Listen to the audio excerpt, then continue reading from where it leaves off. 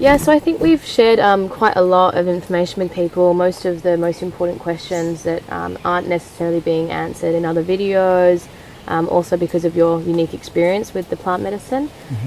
We don't have to finish the interview right now. For those of you who would like to know a bit more about Benjamin's story, we're going to go into a bit more details about your experience and your journey. So yeah, I'd love for you to share a bit about that. Initially, I connected with grandmother medicine from a personal perspective of just really wanting to, explore, heal, and develop myself. I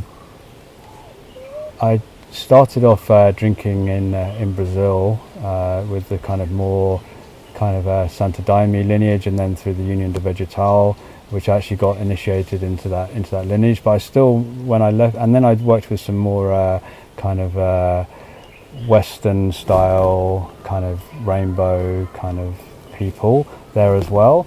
But I did leave Brazil and with some medicine and being initiated into this lineage, and came back home, and there was quite a few, but at this point there was a few friends who'd also worked with the medicine, so we used to just hold circles amongst ourselves, and I started to get feedback within those. Well, no one was really the space holder because we'd all worked with the medicine, but I started to get feedback, and people were starting to channel stuff, and they were like, look, they really were kind of giving me some good feedback around it, and I thought, well, maybe I should go over to the west coast of the Amazon and work with the indigenous people there and really learn, the roots of this medicine. And I also felt that, that this kind of more working in the light celebratory kind of style that I'd experienced in Brazil and working through this kind of religious thing wasn't really the full story, and it really, it already kind of sparked my imagination to want to go and check out. So I then ended up in Bolivia working with a shaman there, mestizo shaman, and indigenous tribes.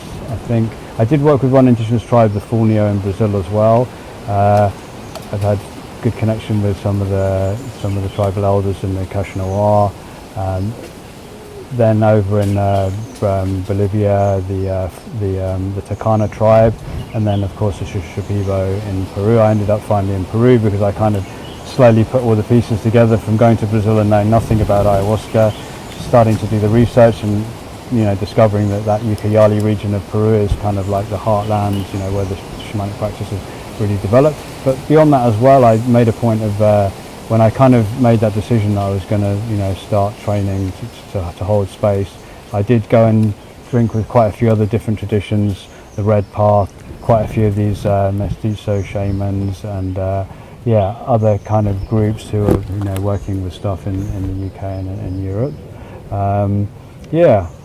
And I think the idea of that was just to see how everyone did it and then just take the best from all of that. But I think I've got a very, very strong leaning towards this kind of like traditional shamanism with the plant dietas.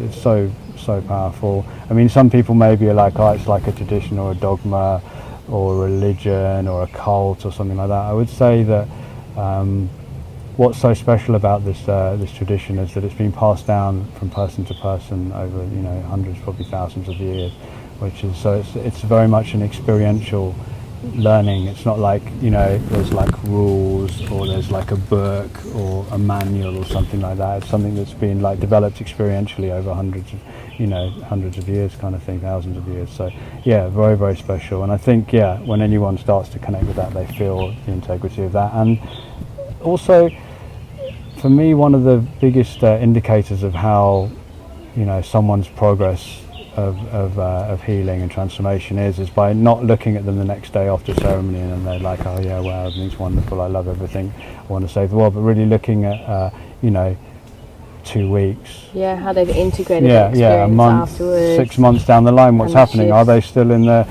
those same patterns and loops, or are they breaking through and suddenly they're becoming vegetarian, or they started doing yoga, or like connecting with their diet and whatever, there's or they stopped taking drugs or whatever. That's for me really a measure of the quality of a ceremony and the work. It's like how people are doing a bit further down the line. So it's always good to take recommendations. Yeah, and you can see as well, I think, the best work, you don't have to talk about it. People will just see it in you, and they'll be like, wow, what have you been doing? I want to do, I want to, and a lot of, of people, you know, don't really need to advertise it. It just kind of like, you know, people just, you know, tell their friends. Obviously, people are like, "Oh, I had this amazing experience." But yeah, often of people course, like, you know, they get hyped up in the I've had beginning, people's mothers come along because they've seen their, you know, Their their daughters daughter or son changing. change, and they're like, "Wow, that's actually, you know, it's not like they've just been off some kind of hippie drug experience Yeah. kind of thing. This is actually, yeah, you can see their lives shifting, and they're more grounded and connected, and focused, and just in a fun place. So, yeah. Yeah. So anything else to share about my?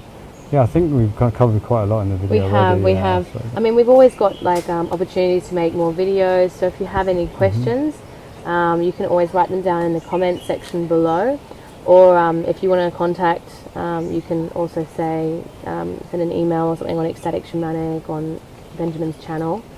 And aside from that, I think we were going to do like a little bit of a closing ceremony just to finish up. Yeah, well, I mean, we've got this amazing location here. Yeah, we're it's actually in the beautiful. forest, and it's so nice to have the soundtrack with the birds. And yeah, I just thought it might be nice just to end by just taking a very, very quick moment just to acknowledge this beautiful earth, Pachamama, and of course, you know, the spirit of these medicines, you know, who help to connect us more in with this space. So yeah, I just really want to say, you know, thank you to Sky here for doing an amazing interview and making this, facilitating this whole experience. And yeah, on a kind of wide level, I'd just like to say thank you to all of you for watching. And if we all just take that little moment just to acknowledge Mother Earth, Pachamama, who is supporting and nurturing us all every single day. And of course, gracias ayahuasca and gracias Yakunita for the unique gifts and joys and wisdom that they bring to all of us, and the healing and transformation that they've shared with us. Thank you to all the spirits of the trees and the plants and Mother Earth.